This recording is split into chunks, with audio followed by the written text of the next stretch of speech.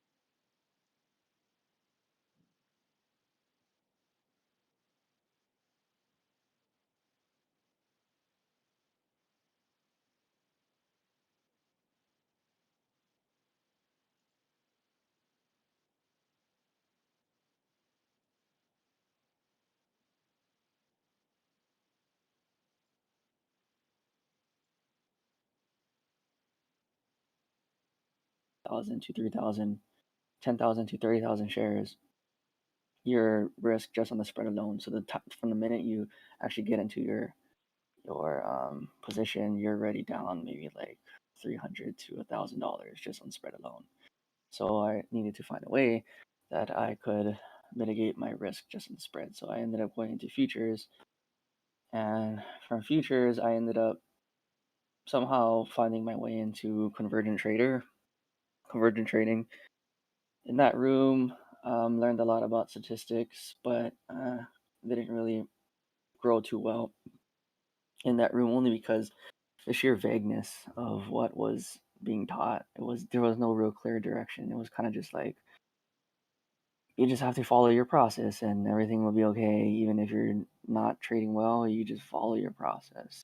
And that kind of led me down deep dark rabbit hole and having to find all these different parts and trying to put them together. It's kind of like a jigsaw puzzle, except I had to find these different jigsaw pieces in different rooms and different companies and all these other places. Right. But the most important thing that um, I found at Convergent was actually meeting Ziggy. And so Ziggy was originally my um, accountability partner back in the day when um, this was actually like almost what I think it was like 2 years ago or something like that. I met him um, at the beginning stages of my trading futures, and he he and I went through a lot of stuff trading wise, and we had to work a lot of things out as traders together. And so towards the end of my stay at Convergent Trader, Ziggy had this idea that he was gonna make a room and he was gonna kind of make it um, different than Convergent, and he wanted to bring the prop space, sort of like how Convergent does, but just a little bit more friendlier because Convergent was just a little bit. It was for professionals who already understood what they were doing. It wasn't for the beginning trader who still was trying to find his legs. So uh, then came hybrid, and hybrid is kind of where I'm at now. And yeah, yeah, but that's pretty much my whole future trading journey right there, How much time does that occupy? including my time trading stocks. Mm-hmm. Mm-hmm. So I started trading stocks 1 year after high school, so since 2013. Mm. So what's So something that's that, yeah, so it's terrible at math, 7 years? 8 years now? 8-ish, I think. 7? Fuck it, 7. Now you guys know why I appreciate Ziggy's little lines that we put on the chart that show you how much risk 20 ticks is, like so that I can see it immediately because I can't count worth of shit. I need that. I just look at it like that's a decent amount of distance. Yeah. Okay, so tell us something you appreciate about our group and something you'd improve.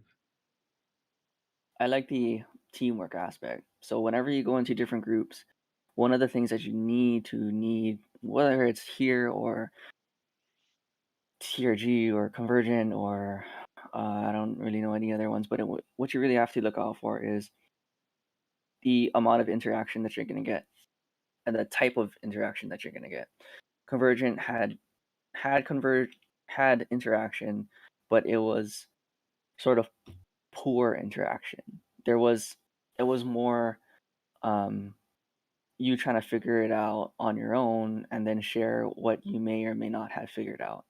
TRG had a lot of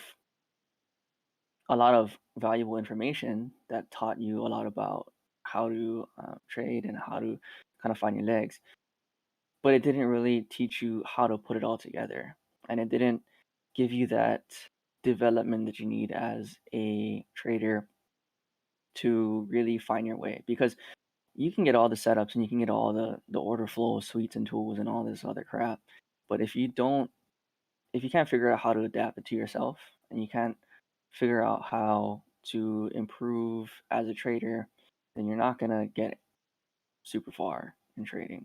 Hmm. So Convergent really provides that team aspect, and trading is a very lonely sport or a lonely profession. It's like you can make a crap ton of money, but you're going to do it alone if you don't have a team. So I think that's the main, for me, that's the main um, thing that I value about Convergent and Convergent. Um, Hybrid is a team aspect. It's not being alone. It's a part of being a wolf pack, as a part of being the lone assassin. It's you finally have a team, a family, a place to kind of interact with other like-minded traders. What would you like to improve? Um, I mean, I don't think there's much that, as far as like, what should we improve or what should I think things will come as we see fit. But I think right now the direction that we're heading with hybrid is pretty good. Um,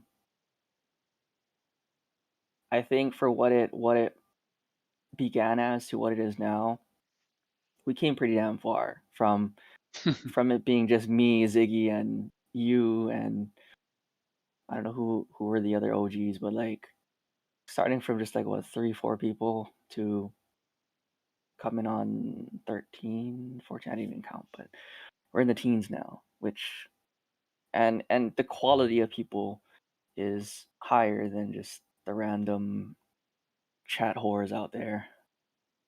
So I want to ask you another question that's not on my list, but I thought in what you said, there's a couple of things that may be interesting to everybody else. You mentioned the vagueness of CT. You mentioned teamwork, and you were really clear that it's not just teamwork; it's the amount and the type. And one thing that all of us think about on our pursuit of being profitable is how you actually get there. And to your point, many of us mistake the more obvious things for things that seem like they're going to get us there, like setups, but really miss, important things like just having a quality process. So if you were to reorder your journey using CT, TRG, hybrid, your YouTube work, whatever, anything, however you came to know what you knew, you're going to prescribe a method for getting to where you are and all the principles you adopt as true. How would you tell? Could you tell us what that would be? Um, First of all, I would get a market replay simulator, something that can go back at least 2 years. And for the first 6 months, I would figure out basically, I would just figure out what is order flow, I'd figure out some setups that you could use that is repeatable, and it isn't market conditional, because recently I feel like a lot of people have been doing well because we've been like, for the past like what, 4 days, we've been in an up market, and the days before that we've had some days where we had huge swings. So like, realistically, it's a coin flip. Like, if you went long, you're good. If you went short on some days, you're good. And it's funny because when I was in CT, I would track all these people. I would track like what where their entries were, and what risk size they're taking, and all this stuff. And what I realized is they weren't really tracking their results. They were tracking the market, because it's like whenever the market was up, they're they're green. Whenever the market is down, they're red. So it's just like, you really have to figure out, first of all, what moves price, which is going to be order flow, and then you have to figure out how you're gonna kind of decipher this order flow. So that's going to be your setups. And then after that, then you have to figure out what little nuances that you're going to use. So whether that's delta, or a footprint chart, or some kind of, I don't know, jigsaw, whatever, just pick around that you could freaking use moon cycles for all I know. You There's different ways to figure out the market. So I would say figure out some setups, figure out some key principles of the market. And I'm not talking about like any type of indicator. I'm talking about like learning about the auction, learning about what is a micro auction, learning about what is a macro auction, learning about volume profile, things that are not indicator specific, things that deal more with the overall picture of the market. And then you get on simulator and you back trade for like the whole year. And you'll be surprised how much things you see, how much things you're able to apply, how many new things you're able to like learn about yourself. And if you do that, you'll accelerate your because that's like what I did. And I don't think that the way that I went about it was the proper way, nor do I think anyone else should go my way. But that's what worked for me, is I had to figure out what fundamentally moved the market, and then I had to go on a simulator and get my screen time, see different market regimes, see different market prices and actions and cycles and all this other crap. And then that's when you really get to sort of adapt. And that's kind of the reason why now I'm not so much keen on like trying to learn new things, because I understand now what sort of moves things. And now it's more of developing who I am as a trader, and sort of like how to streamline my all of what I know and understand into a process where eventually can be put into an algo and I don't even have to touch it. So you bring up a lot of interesting points that I want to just unpack as I'm moving to the next question. You've mentioned that if you practice, first of all, that you should be practicing more than you should be trying to implement for a long time, and that's great. And then also you mentioned order flow, which my practical experience with order flow is that it was a high elusive art, not really necessary for success. In fact, I want to say that futures trader, I could quote him loosely as actually of saying that. I don't believe that anymore. But regardless, I think you've made a really distinguished point that knowing what moves the market is going to be the only key of being able to interpret what it's doing, which leads us to this following conclusion, I think, which is that if you practice without proper understanding of the principles underlying the practice, then you're just going to absorb bad experience and you'll learn bad habits and you'll do things that don't work across multiple markets. And you'll probably look like a trader that when the market's going up, you're up. And when it's going down, you're down. Or, it's volatile enough that you could get lucky in the 50-50 split. Do you, would you agree with what I said? Of course. Yeah. No, I see that all the time. In the other trading room, I look at these other traders, and they're posting up these big win days and all this stuff, and then um, it's like you look at where their entry is, and they're like in the middle of nowhere. They kind of just like entered, and their rhyme or reason for getting in was just because the moon was full and my crystal rock said yeah, and the magic 8 ball said yes, and my order flow thing said this, and then all of this. You can make up whatever excuse you want, but the fact of the matter is that was a 50-50 bet and they just took it. Right. And whether that works or not, like, hey, it's not for us to judge whether, their strategy is right or wrong. But in the grand scheme of things, as far as consistently and like what will get you to pass these evaluations consistently, or what will allow you to pull money out of these companies consistently or whatever, it really is, you have to figure out some way that you can understand the market. And just to clarify, in case anyone hasn't figured this out yet, but order flow is a blanket term for what happens when a price reaches a certain level. It's nothing to do with, oh, is it a footprint chart, or is it a DOM, or is it jigsaw, or is it this, or is it that?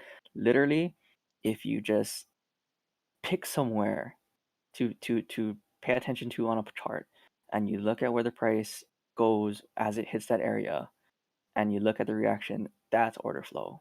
Yep. Order flow is not, because this is something that they kind of professed at Convergent, where like it could be like sweeps, it could be this, it could be that. When it boils down to it, professional traders don't give a shit what happens 24 hours a day. They're only paying attention to what happens at specific times of the day or at specific areas in price. That reaction to price or time is order flow. Everything else is noise. Yeah, and I think you make an exceptional point again, where when you hear all these things, you mistake the description, like you said, sweeps, icebergs, whatever, and you think that that's some high elusive art, but really order flow is just a process, and it was, and now I see it as inescapable. Now you can't, I couldn't possibly trade without understanding how to interpret what's happening, and I, for myself, I was surprised at how not process driven they were, at least at CT, and that's probably my biggest experience. Coming to the point that I have, I'm looking for what is happening, where is happening, and who's making it happen. That's my view of how I've broken order flow down into a process. So that moves us into our next question. Can you tell us about your trading process and what you think about it is working? I'm still actively trying to streamline my process, but the basic principle when I trade is I don't know if you've many people probably heard of this thing called the OODA loop. It was a military thing that was made up with pilots because admittedly flying an aircraft is sort of a complicated thing to do. There's so much checklists, and so they created or there's so much dangers, and so they created back in, I think it was Vietnam or something like that. Combat pilots were crashing and shit, and they're flying into no fly areas, and they're getting into trouble, and they weren't doing maintenance checks and all this stuff. So there was a general in the Air Force or something like that who created this thing called the OODA loop, which is observe, orient, decide, act. So you observe what's going around, you orient yourself inside of this situation, and based on what you see and where you are, you decide and you plan a basically a plan of attack, and then you act on it.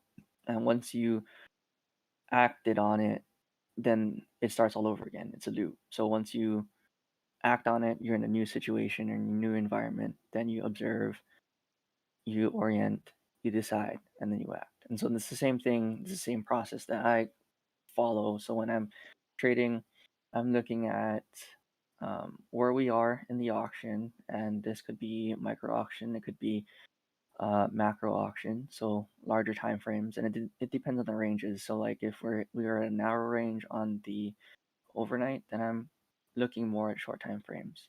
If we're looking at higher time frames, then we would likely have a higher range, because if we have a larger range, then that means more volume. More volume means more people. More people means that the bigger players are going to have to readjust their inventories.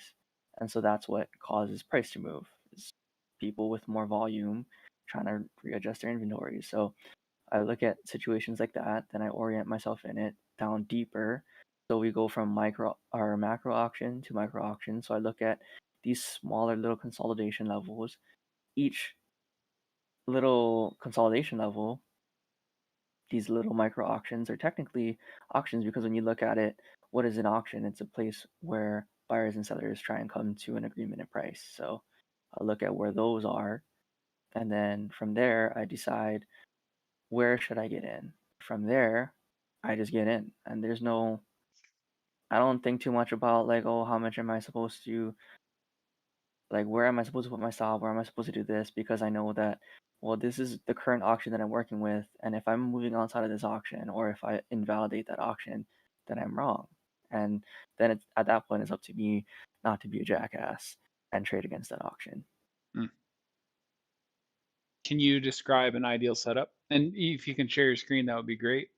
If Yeah. you have to talk about it, that's okay too. Let's see.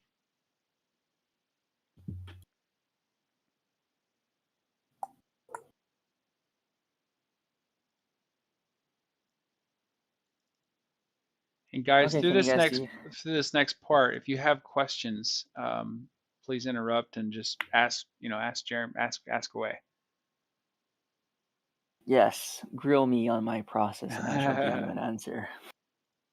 May not be the answer you want, but I'll give you an answer. So this is how I have my chart set up. It's very simple. I have a volume profile, I have a delta histogram per bar, I have a 30-minute chart, and recently I've been ignoring the overnight auction only because I'm trying not to trade the overnight auction. Although I'd But so like to get you basically, back into it. do it's the P&L that just keeps calling me, but I'm trying to manage my mental. Either that or the Ferrari. I can't remember which it is. For me, it's a helicopter, but yeah, I get you. The Ferrari is nice, but when you fly a G6, it's Yeah, different. I'm just saying. Like, I Um, take my kids to school in a helicopter. Who's gonna like have something to say about that? I know. Rest in peace, Kobe. Um, let's see. So, like, what I do now is I look at where we are in the basic overall time frame. Are we above the previous auction range, or are we below the previous auction range? So, one of the trades that I do is um, I basically will fade, or I'll re-engage with the high of the previous day's range. So like when we have days like this, where we have one day that's all the way up, and then the next day we start up, we auction down, we retest the old auction, and then I look for if we have some type of reaction. So going back into the whole order flow thing where it's like, what is order flow? Well, this is order flow. We're looking for an inflection point, somewhere that you may or may not have a reaction.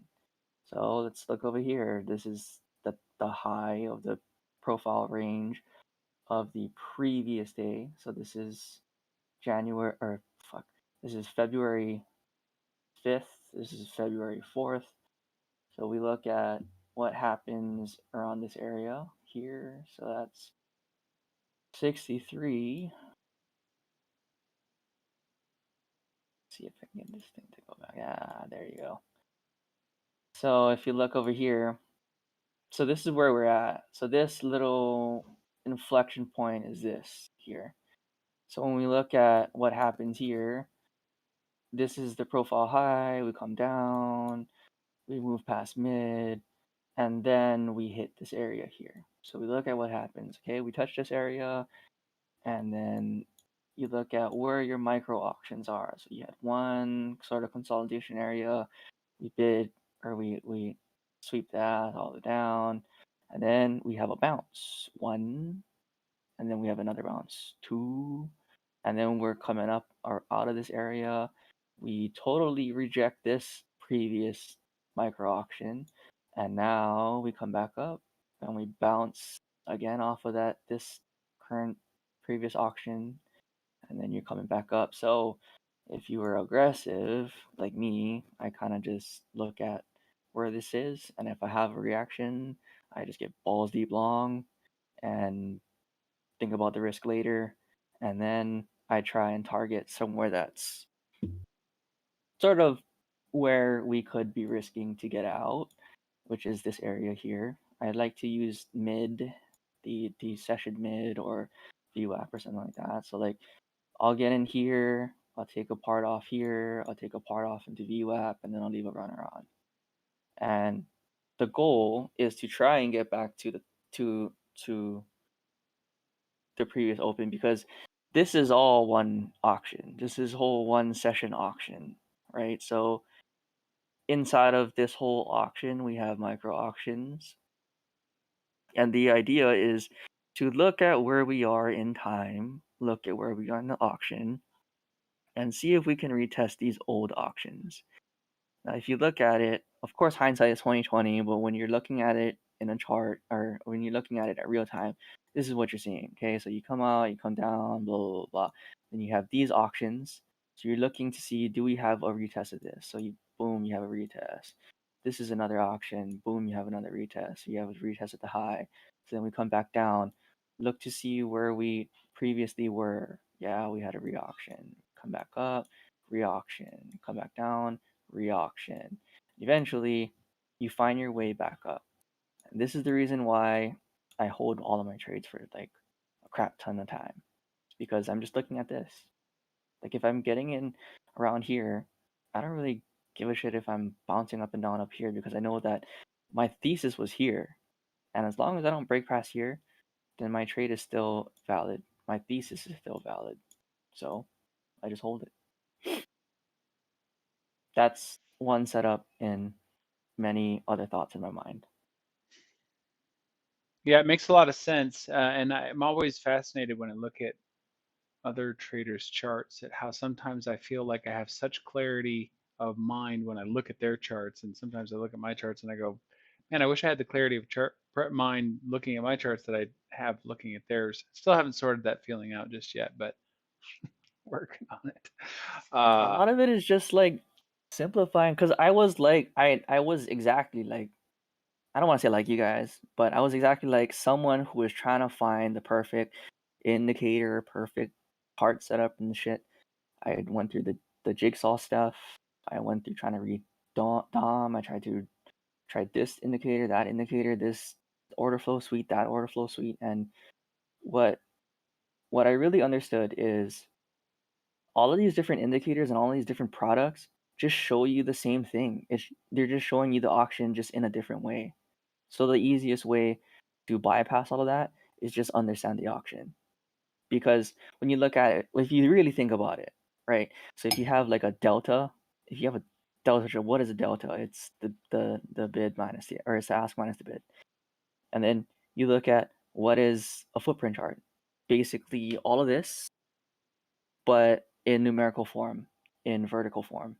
So instead of having all of these up down bars and stuff like that, they just put it in number form as a like a kind of like a additional subtraction column, as if you would like a spread, like a balance sheet.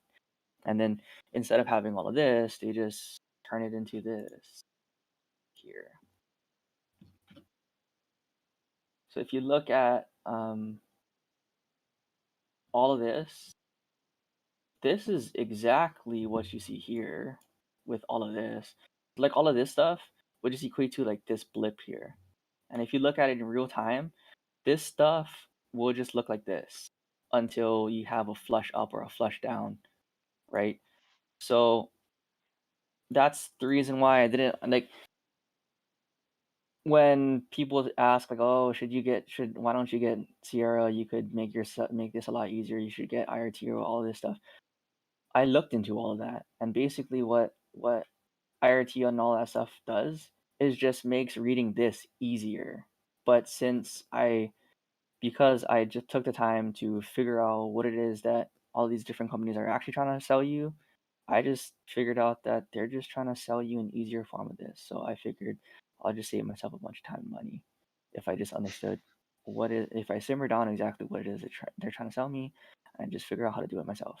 So if you're trying to break down, I want to take your what you just said. I'm going to forego the next question and ask it in a different way. If you were to try and break down what I think you're saying into a process, I'm going to try and make some suggestions to get the conversation going. It sounds like what you're saying is I'm looking for the key inflection point of the day, which will give me confidence to hold for a really long time because it should, if I'm right, then I should have ultimate what am I trying to say? The probability of my stop being the invalidation point of this trade on this big idea for the day it's at its most probable. In other words, like you're saying, it's a gap fill and on a bull market, so the likelihood of the downside action being completed at that point, historically, it's more likely. So is that what you say that you're trying to do then as this specific setup? I have a follow-on question if the answer is yes. Um, Maybe not trying to like figure out like where's the top or where's the bottom. I'm just Hmm. trying to figure out where is where is price going to react, and from there I let the auction tell me if if that's where basically where it's going to turn, and Okay, so or then a where lot of it's going to people would react have a from. hard time, me included, if you caught that low, which by the way, Michael and I were both looking at the low and thought we should have bought it, and we didn't. Um, but you get all the way up to there and it starts pulling back, 50%, and you're really starting to quake on like, well, what am I doing here? Why am I holding this? Can you unpack your process for holding and invalidation points in the progress to your eventual target? I think it can go one of either two ways. And it's really going to be based on, so this is where the whole like proverbial psychology thing comes in, because it really deals with your personality, right? Because for those of you that know me, I like risk, and I'm not afraid to risk the whole goddamn trade to see if I'm right. So, like, if I'm getting in here, basically, if this area is invalidated, meaning, so if I got up here and I break straight through this area, and this is where my auction is, my nearest auction is, if I get in here and we break all the way down here, then I'm out. I'm looking at where am I totally goddamn wrong. So if I get up here, get in here, and I know that I'm looking at the top of the profile. If I look at the top of the profile, this is where my reference auction is, then my stop is somewhere around here. And if I get in here, then as long as I don't get to here, I'm still in the trade. And as So I'm do you coming up, I'm peeling contracts off until I either one hit my profit goal, or it I just feel like I just want to get out of the trade. so what would you say to a trader that says, God, Jeremy, that sounds really nice and I wish I had that confidence, but that's also an extraordinary amount of risk capital for one trade. What have you experienced by having that mindset? I've experienced higher hit rates. I've experienced higher losses. I've experienced higher wins. And what I would suggest, if people want to do this, which I don't entirely suggest it because it's a lot of stress, if you want to trade like this, what I would do is just size down. Don't use minis. Use micros. Get like five. Just get in 5 micros here, and then just peel it off as you go. And it'll teach you to be okay with risk, right? And then you also have to think about who you are as a trader. If you're the type of person that gets scared as you see profit come into your account and leave your account, then you need to start scaling out. You're the type of trader that needs to scale out. If you're the type of trader that, like me, who that just doesn't phase that person, then you can just put your stop at an absolute level like here. But the key is, if you're gonna trade like me, you need to find a reference point. You have to find a reference of where you are in the auction, and what auction you're orienting yourself in, right? So this is your reference, then you just put your stop here. And if you hit here, then you just stop out. If you're the type of person that doesn't like to see account fluctuations, then get in here, put your stop, I don't know, wherever you got in. So if you got in here, just put your stop at the bottom at the low day, and then that's it. That just you're only gonna risk like, I don't know, 2 points. What That's do you nothing. say to the idea? And I think everybody on this call either has experienced this question or it's on their mind now. What do you say to the question or the idea that the market can signal to me that the trade is over before it takes out my stop? Do you believe that it That's provides you that evidence? yeah, yeah. And what do I you think say to the idea that I want to let me develop it one little step further because I'm thinking about futures trader in this. I'm not trying to criticize him, but I didn't like what he said, although I think I know why he was saying it. The intention was just don't cut yourself short. But that you don't know how it's going to turn out. And there's this vagueness with I'm going to use evidence to get in, but then I'm not going to use any evidence to get out. I'm just going to let it hit the target. Sort of strange in my mind. I'd love to know how you've come to the conclusion about the kind of evidence ahead of a full stop out that tells you this trade is over. so. That okay. I'm gonna explain something about futures trader that as you listen to all of his podcasts and all of his stuff, the reason why future trader says you get in, don't sell yourself short, you don't know what's gonna happen, is because future trader makes a business around scaling out. So if you look at the way Hmm. um, the NIMO trades, or you look at how future trader trades, or you look at how Tendex trades, um, they make a business. So they're profitable because of their trade management. They're not so much profitable because of how they read order flow. So there's two different ways that you can be profitable in trading. It's trade management, or it's going to be the way that you read the auction. So if you look at it from a statistical point of view, like as long as you are above 1 to 1, then you only need to be right half the time. And so everyone knows that whole like the lower lower your hit rate, then the higher your R to R has to be. The higher your hit rate, the lower then the not as spectacular your risk to reward has to be. The reason why a futures trader wins when he trades is because he's scaling out. So like he'll scale out, like say like he'll get in like here at 69. He'll put on 3 contracts. As he gets 2 points, he'll take one off. As he gets one more point, he'll take off. He'll let the last one run. If he gets back to his original place where he got in, he'll take the last contract off. But along the way, he got 2 plus 2, so he basically made $200 just on 2 contracts, and then the other ones just stop out break even. So he's still profitable technically, and how you scale that up is just taking on more contracts. But to to that point, it is possible to figure out like, am I totally wrong before it hits my entry point? So like, if you look at where we are in the day, this is the day before. So let's just say, um, like if we were short, right? If we wanted to get short and we saw this area, well, this is actually it's not a good example. Although Let's just some say of if we us were want, short on that day. okay, right. Sorry. Rip. No, I'm kidding.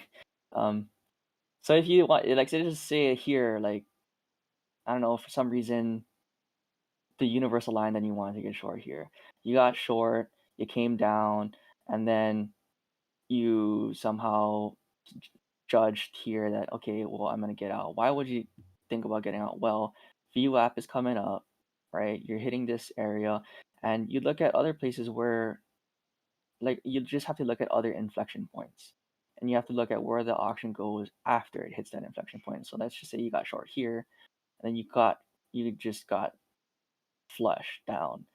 um you just look at where is your nearest inflection point. You don't really have one here because this is just a one-sided auction, but you can look at other things that maybe other traders look at. So like VWAP is one thing that, at least on ES, I notice is pretty um I don't know, pretty much looked at. So if you look at as you come down to VWAP, we did put in a micro auction here that might be, and then we broke out of it. You have higher lows coming up here. You have delta divergence signals coming up. Like that's a pretty good sign that you may get flushed out. And you just have to look at where price is going to go after you see these different inflection points hit. Yep. Brilliant. Okay, so let me round this out. Last question before we have some little bit open discussion. Last couple of minutes. If you could only get help with one thing with respect to your trading, what help would you ask for, and maybe why? Um, I would get help first of all psychologically, how to de-stress, how to sort of take away the stress and take away the bad habits. Part of my problem with trading is I just want to trade all day. In Hawaii, we literally can trade like all day. Like I start trading at 4:30 in the morning, and I don't stop trading till like 1 o'clock at night, 12 o'clock at night, and I sleep for 2 hours and I do it all again the next day. And so I want to learn how not to trade. I want to stop trading. I just want to trade like the regular trading hours. Hmm. Second thing I would like to learn is how to code and how to do Python and how to do ML because recently I've been working on some things around market statistics and I'm realizing that all of my, um, as Sergey and I would put it, quote unquote, my YOLO trades, they all are derived from market statistics that have a high probability of hitting. And I've been winning on those things because I use those things as inflection points and I just freaking go all in and I just let that shit run. And I would like to understand how to quantify and program these things in so that eventually one day I could be one of those people that trades from a beach on my phone. Hmm. Excellent. Any questions from the group? I've got a question, Jeremy, if you don't mind. What's up? So in your main example that you showed, where you kind of would be stock right here, you have it open where you're stalking along after that gap fill. In this case, it like I can't see everything about it, but it looks like the initial balance stat is completed. And when you're like saying that you're basically trying to counter trend that, so something like back to mid or back to VWAP, I understand that. In this case, if the IB was complete, it's far less likely to be a neutral day. So you said you were stalking the high, although that seems to be like something that happens a lot less of the time. So my question is, what other, like other than something like this, like the high or somewhere where you have a microstructure reference, what else are you looking for as like an inflection or an area of interest to apply your order flow and setup criteria? The next thing I'm looking at too is a footprint chart. So we look at a footprint chart and it can go either one of two ways. So what I look at is this. I'm looking at unfinished business or finished business prints. So I'm looking at how we react when we put in an unfinished business print. So normally auctions will move in the direction of unfinished business because it wants to finish the auction. But when it doesn't finish the auction and we just totally move away from it, then it kind of means that the auction doesn't the current buyers and sellers in the market don't give a shit about the auction right now. They just want to get the hell out of their position and move in a different direction. So I'm looking over here. So if you don't understand this and you need like a definitive number, you can just pull up a footprint chart and you can see this. Um, if you don't have a zero print, that's an unfinished auction. We moved up away from that, so that's here. Literally, we put it in here. We came back down, and because we have this sort of double bottom here, that's what put in that unfinished business print. Then we're moving up away from it, and then we put in another reaction area away from that, so that's at mid. So that would be technically here. And you can see this on the footprint chart. So then I'm looking at where did we have other areas, um, either that we got rejected on the footprint chart or we got, you know, um, or we have unfinished business. So I'm just looking at where is the next previous auction, as far as like TPO wise. So if I put this into 30-minute time frame, so you would have to combine this bar and this bar, this bar and this bar. So the next thing I'll be looking at is where did we put in more volume in the last previous auction. So it would be like this area here.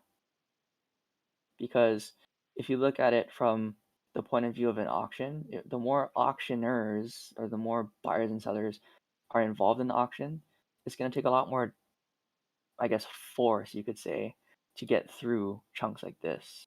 So this area corresponds to this area here. So this would be my next target if I wasn't using mid. Or I would be using this if I wasn't using mid, right? Right. And you're So looking for artifacts inside of that range, inside of the footprint, to give you a location where you'd expect a reaction. yeah, so I mean, like taking all of this stuff account, like this aside, if you just use like a if you were to use a footprint chart, and I could just put in a 30-minute footprint chart, you could find like, oh, what happened? Oh, that's weird. Anyway, you could just find like different chunks. Like I call this like chunks, but this is technically an auction. That's a micro auction. This is a micro auction. You could just find areas that price did react off of. So like this would be a good place to start getting out. And then you know that this whole area had a lot of volume. So you're gonna have to put the same amount of volume or close to it to even traverse this whole area. So reasonably you can expect that if I don't start seeing huge action coming in, then I'm not gonna get through this area. So you could put your Hmm. target somewhere in here. And then as you come back down, then you look over here like, oh fuck, well that's kind of a lot of volume, and this is a lot of volume. So we put in a lot of volume, and then we still have a lot of volume at the top. So technically, the auction came down, we put in volume, and we started consolidating up to the top, and then we continued. So as you go later on, further into the day, we look at this as a reference point. This is a lot of volume here. We're going to have to put in a lot of volume to get through here. So if my corresponding footprint charts don't start dropping bombs of volume, then I'm not going to get through this. So back to your point on like how do you hold it, you just look for where we put in volume on the chart. And if when price comes in, if they don't react with more volume, then you're not going to get through it. And that's sort of like based on principles of the volume profile chart. Like that's why LVNs get flushed. That's why high volume nodes react, or price reacts to high volume nodes. That's why um, you have edge and ledge setups. That's why you have days like this where it's all the way just trending up. Because if you look at on the volume profile chart, this is not a lot of volume in perspective to how ES normally moves. This is how ES normally moves. It's a thickly traded product, but when you have thinly traded action like this is the reason why it's going up, because you're not putting in a lot of volume. Whereas if you look at these points where you get more volume in, eventually you start to peter out. Eventually you start to consolidate, right? And if you don't, like, this is a good point. Like, this is a lot of volume, and if you don't start getting a lot of volume, you're not going to get through this area.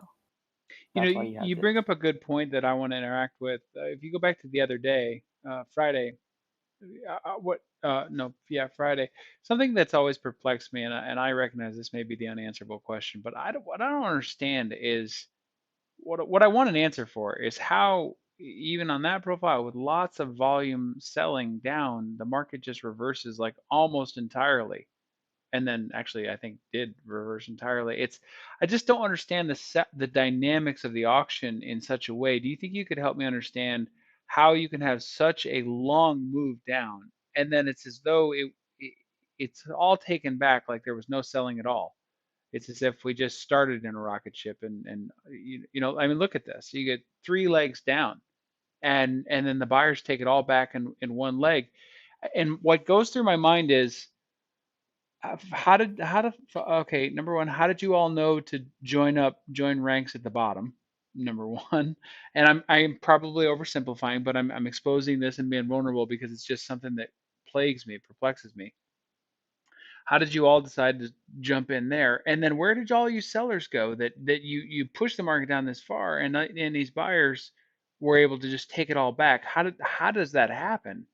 I just don't understand it. And I would love help either answering it or helping me think about it differently so that I'm not looking for that conclusion. So here's a good analogy, okay? So I mean, stop thinking about this whole thing as like like like if you think about it in a just general fashion, what is the market? The market is an auction place. What is an auction place? It's an area where buyers and sellers agree on price. Now, where are our buyers and sellers going to agree on price? They're going to agree where previous value was established. Do you agree with that? Mm-hmm. Right. So if we look at like our daily ranges, right? If this is our previous auction, right? And that's kind of weird because this is overnight, and that's why we're not seeing all of this shit, right? So this is our previous auction from here to here, right? So when you go to an auction house and you want to buy that Rari, right? They're like 100,000, 200,000, 300,000. Do I hear 250? This is where they're saying, do I hear 250, 275, 276, 280, 280, 290, whatever. Boom, and then someone's like, I'll give you fucking $3,000, and then this dude's like, oh well, I'll give you 325, 325, 350, 350, 400, and then it comes back up.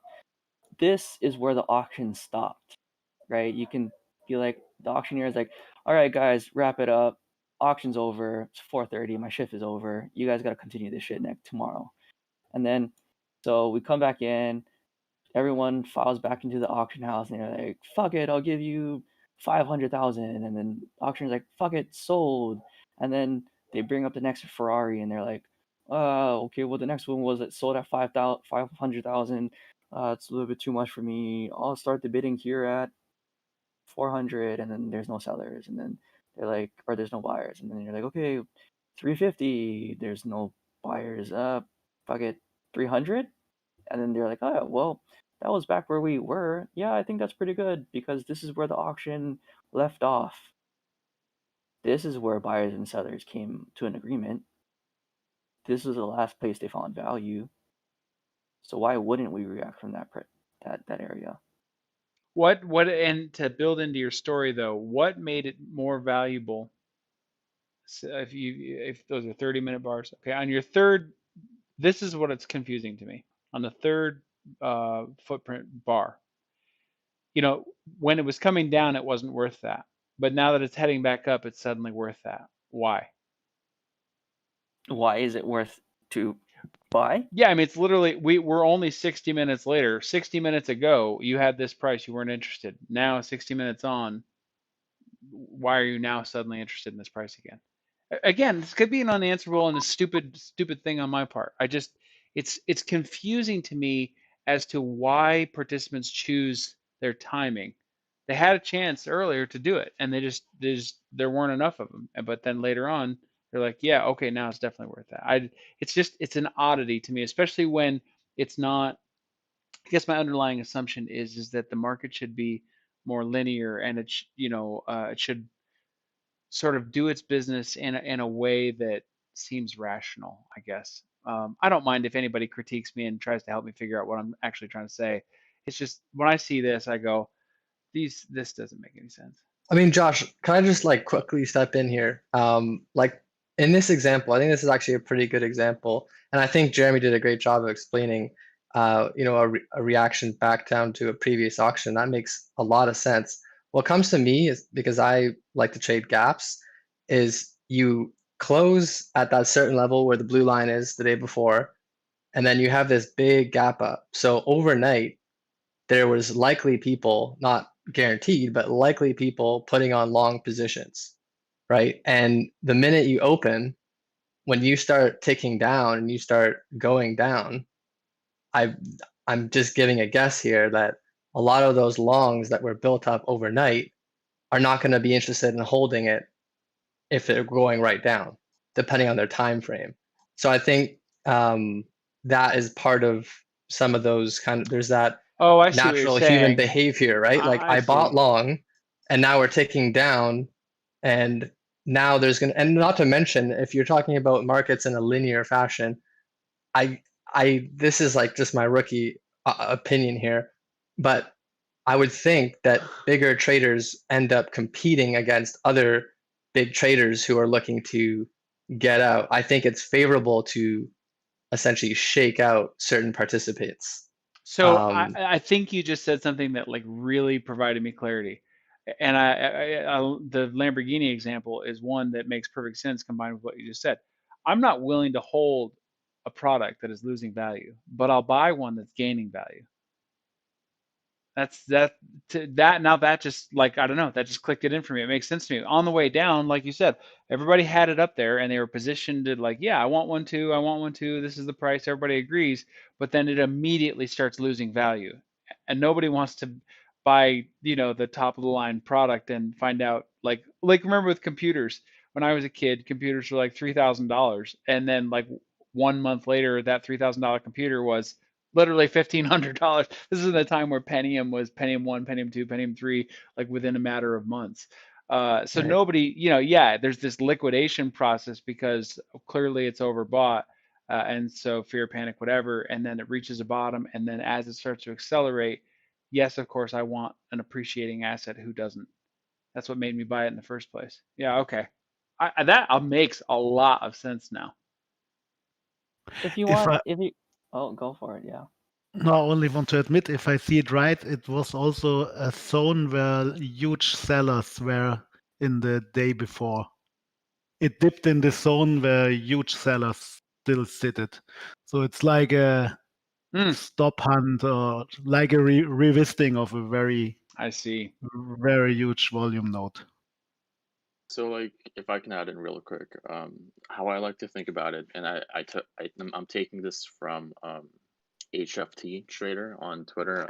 I know that he's like a 7-figure trader. That dude's dope. He's that, yeah, dude, he's actually where I got my chart from. But how he likes to explain it and how this is what he believes, and I like take after it, is that all moves are sponsored by the losing side. So if you look at Jeremy's chart, like that huge sell down, that was like the losing side of the day, I guess.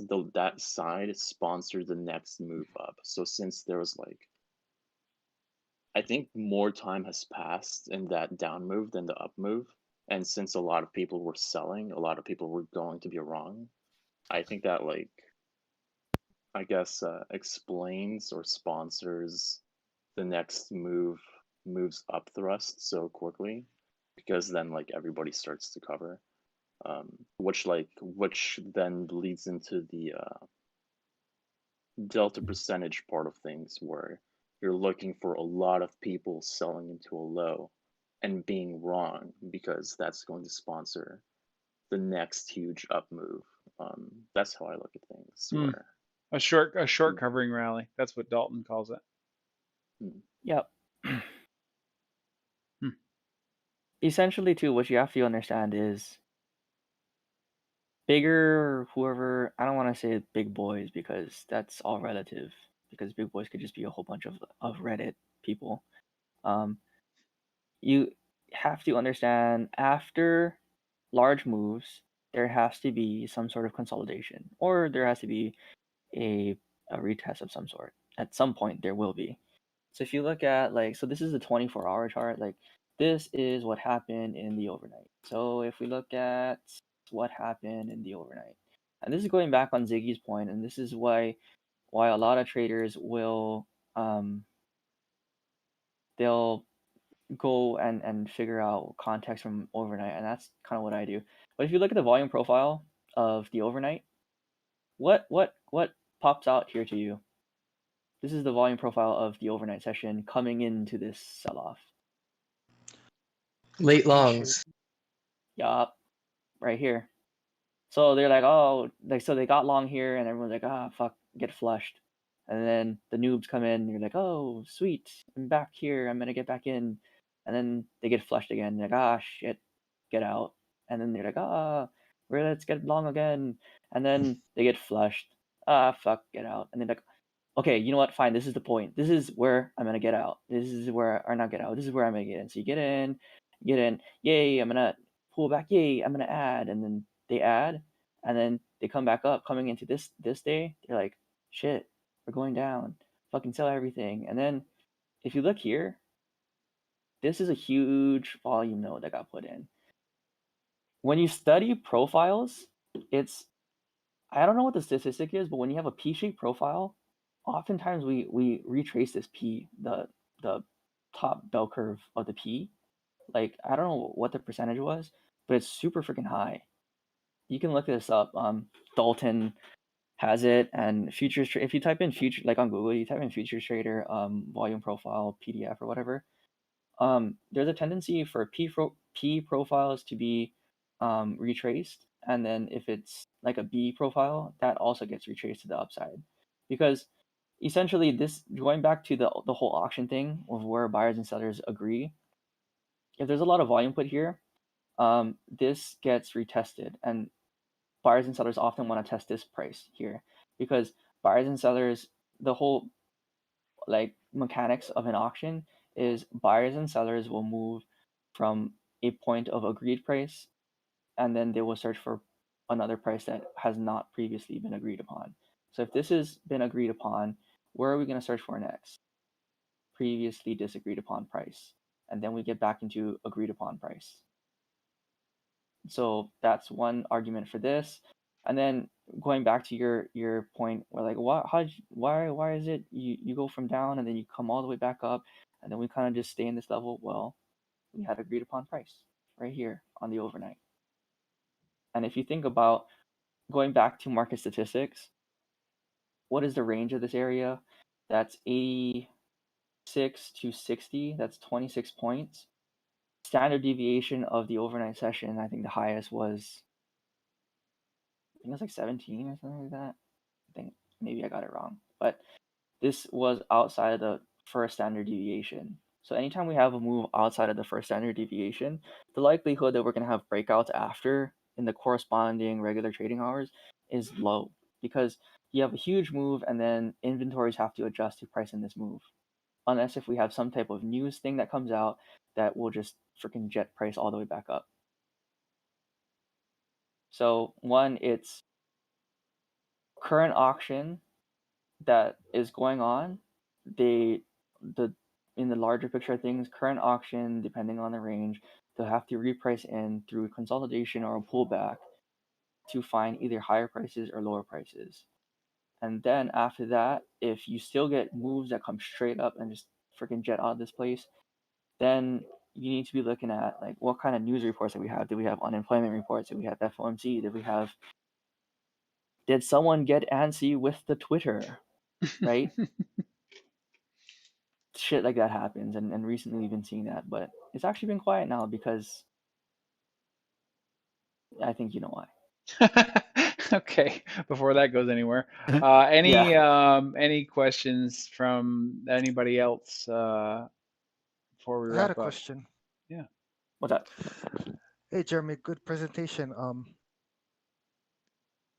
When you do your replays, just you're doing it in fast forward or you're at a regular Yeah. speed? Okay, So I'll so do it.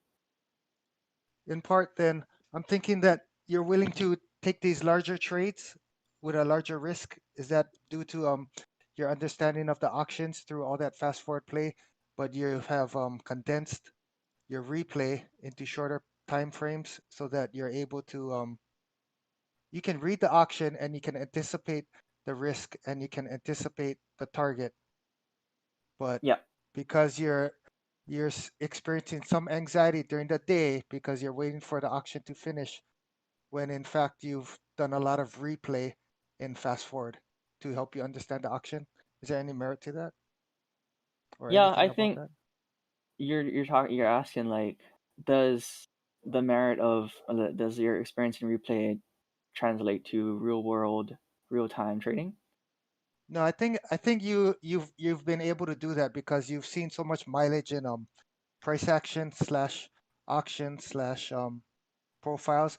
So you understand the profile really well, but you mentioned that you get some anxiety during the day because the risk is so big to you, and it takes longer for the auction to finish than it has in the replay.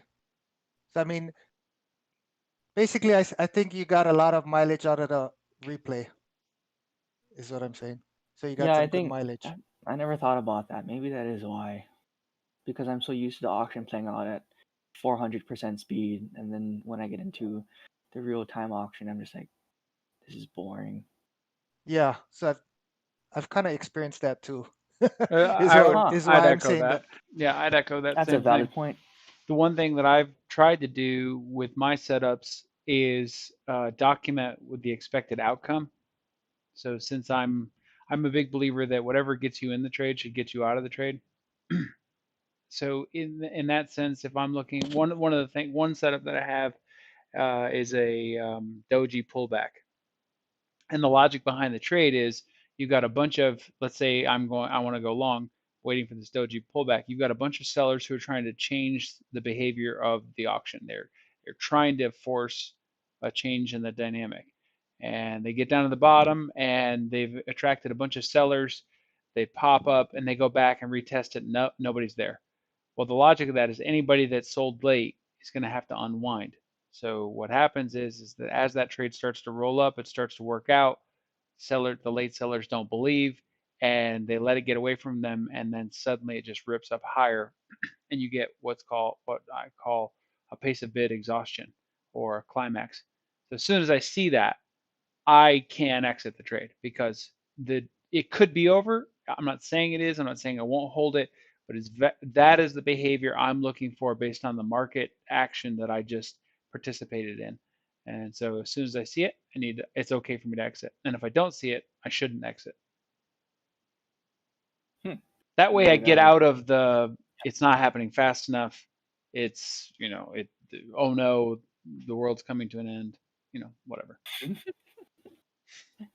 That's when I just like turn myself off, and I'm just like, you know what? I'm gonna do something else. I'm gonna play COD. Which, by the way, we should have like an open room, like an open invite on Steam or something like that. You just need to jump in, or Ubisoft or whatever. Jump in. Dude, I'm trying to get to this thing called Valorant. The kids are playing it apparently. Any other questions? Any other thoughts before we wrap up? Cool. Oh, I think you did a great job, Jeremy. I really appreciate having you on today. Yeah, no worries, dude. Pretty awesome. Okay, so next liked week it. we're going to do another interview. Who's next week, and then there'll be a workshop after. Does anybody know who the next week is? Michael, do you know who next week is? It was scheduled for Peter, but we're actually going to change that. So we'll just maybe throw someone else in front. Yeah. Why would we change that? He said he will be on. Oh, he said he will be on. Okay, sorry about that. Oh, I No, thought that's he okay. was away from No, everything. I talked to him and he said, no, I will do it. Oh, okay. So, I thought he was off trading for a bit. well, I think it was a week and a half ago that I just messaged him and he said, no, I'll be there because I was trying to put Sergey. Is that the right way to pronounce it? Yeah, close. It's Sergey. Sergey. Okay, sorry about that. I was trying to put him in there, but he said no, he was going to do it. So yeah. Okay. Sounds good. Well, hopefully we won't have internet problems with him like we normally do. So, okay, cool. And then if you could do the voting, and then Jeremy can have the time to prepare for the workshop. I'm guessing it's going to be setups if we don't get any more votes, Jeremy. So keep that in mind. Yep, that's cool. All right, boys. All right, guys. Good team meeting. Yep. Have a great weekend, guys. We'll Thank see ya. you. Thank Bye. you, guys. Jeremy, good Yeah. one. Thank you. Yeah, thanks so Bye. much, Jeremy.